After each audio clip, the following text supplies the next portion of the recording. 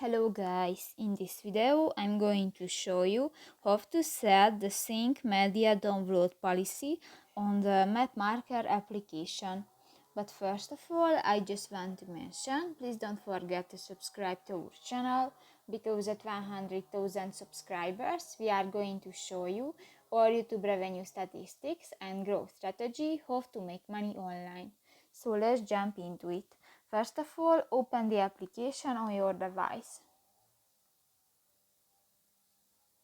Tap to the three lines at the upper left corner of the screen, and in the help and feedback section, go to the settings option.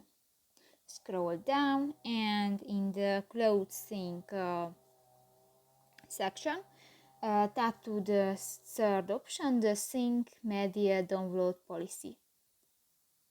And here you can choose two options: the downloaded all media during sync and the download media after sync when needed. And just select one and step on it and done. So that's pretty much it for this video, guys. See you in the next one. Bye bye.